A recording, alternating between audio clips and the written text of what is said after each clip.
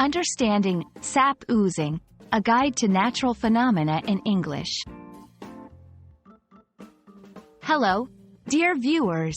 Today, we're going to dive into a fascinating natural process and the English language at the same time.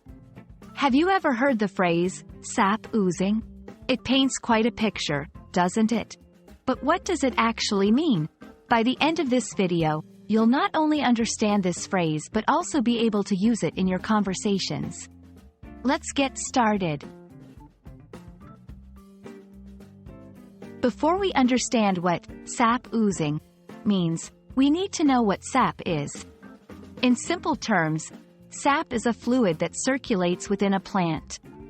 It's like the blood of the plant, carrying nutrients and water to different parts. There are two main types of sap: xylem sap and phloem sap. Xylem sap moves water and minerals from the roots to the leaves, while phloem sap carries sugar and nutrients made in the leaves to other parts of the plant.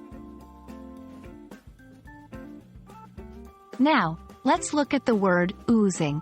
To ooze means to slowly discharge a fluid. It's not a rush like a burst pipe. It's more like honey slowly dripping off a spoon. When something oozes, it comes out slowly and steadily, often in a way that you can't control.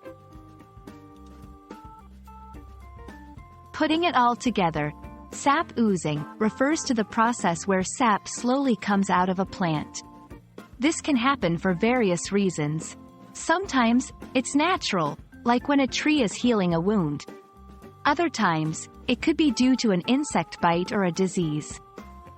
When you see sap oozing out of a tree, it's usually sticky and can harden over time. This is a natural and common sight, especially in trees like maples and pines. As an English language learner, you might wonder how to use this phrase. Sap oozing can be used both literally and figuratively. Literally, you might say, the maple tree is oozing sap, and it's starting to attract ants. Figuratively, it could describe a situation that's slowly developing and hard to stop, like a rumor or a trend. For example, gossip about the celebrity couple's breakup has been oozing through the internet. I hope this video has cleared up what sap oozing means and given you a new way to express yourself in English. It's a vivid phrase that can add depth to your descriptions of nature or situations. Keep practicing, and soon you'll be oozing with English language skills. Thank you for watching.